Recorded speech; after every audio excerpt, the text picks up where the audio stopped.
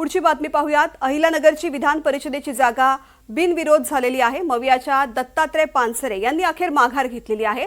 भाजपच्या प्राजक्त तनपुरे यांची बिनविरोध निवड झालेली आहे। अहिल्यानगरची विधान परिषदेची जागा अखेर बिनविरोध झालेली आहे। मवियाच्या दत्तात्रय पानसरे यांनी अखेर माघार घेतलेली या निवडणुकीमधून भाजपच्या प्राजक्त तनपुरे यांची आता बिनविरोध विधान परिषदेवरती निवड झालेली आहे। प्राजक्त तनपुरे यांनी नुकतंच भाजपमध्ये प्रवेश केलेला होता आणि त्यानंतर त्यांना महायुतीकडून विधान परिषदेकरता संधी देण्यात आलेली होती। अखेर त्यांचा विजय झालेला आहे। भाजपच्या प्राजक्त तनपुरे यांची बिनविरोध निवड झाली आहे। या संदर्भातली माहिती देत आहेत आमचे प्रतिनिधी प्रसाद शिंदे। प्रसाद, खरं तर विधान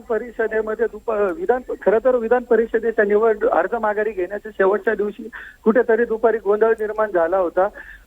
दुपारी 3च्या सुमारास अपक्ष उमेदवार दत्तात्रय पानसरे यांनी मी अर्ज माघारी घेणार नाही अशी भूमिका घेतली होती, परंतु सायंकाळी 5च्या सुमारास आमदार संग्राम जगताप आणि दत्ता पानसरे यांची एक बैठक झाली आणि या बैठकीमध्ये आमदार संग्राम जगताप यांचे शिष्टाईला यश आलं आणि अखेर सायंकाळी रात्री 8:30च्या सुमारास दत्तात्रय पानसरे यांनी आपला उमेदवारी अर्ज माघारी घेतला असून आता फक्त औपचारिक घोषणा राहिली आहे, परंतु प्राजक्त तनपुरे हे बिनविरोध निवडून आलेले आहेत।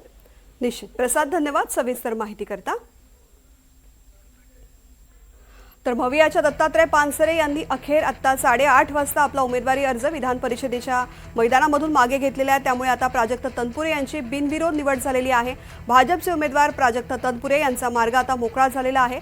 महायुतीच्या प्राजक्त तनपुरे यांची बिनविरोध निवड झालेली आहे। त्यांनी नुकताच भाजपमध्ये पक्षप्रवेश केला आणि त्यानंतर त्यांना विधान परिषदेसाठी उमेदवारी मिळालेली होती। विधान परिषद 2026 ची निवडणूक सुरू झाली। वंचित आणि अपक्षांच्या मदतीनं कोणाच्याही नेते मंडळीच्या आशीर्वादाशिवाय युतीचे नेते मंडळी आणि आघाडीचे नेते मंडळी यांच्या विचाराच्या शिवाय मी अपक्ष म्हणून अर्ज भरलेला होता। निवडणूक लढवायची होती, पण या राज्याचे मुख्यमंत्री लाडके मुख्यमंत्री देवेंद्र फडणवीस साहेब, उपमुख्यमंत्री सुनीत्राताई पवार, पारदादा पवार आणि धडाडीचे शिवसेनेचे उपमुख्यमंत्री आदरणीय एकनाथजी शिंदे साहेब, त्याचबरोबर माझे युवा मालक, मागचे मालक होते अजितदादा आणि आताचे मालक आहेत संग्रामदादा। आपण आलं पाहिजे पेपरला। युवा नेते संग्रामदादा, सुजयदादा आणि या राज्याचे ज्यांनी खऱ्या अर्थानं पालकमंत्री म्हणून आपल्या सर्वांना मार्गदर्शन केले असे आपल्या सर्वांचे लाडके पालकमंत्री आदरणीय राधाकृष्ण विखे पाटील, आमचे विखे दादा जगताप। आता प्राजक्त दादाचं तर कामच होतं माघारी घ्या माघारी घ्या माघारी घ्या। मी कसं काय घेईन?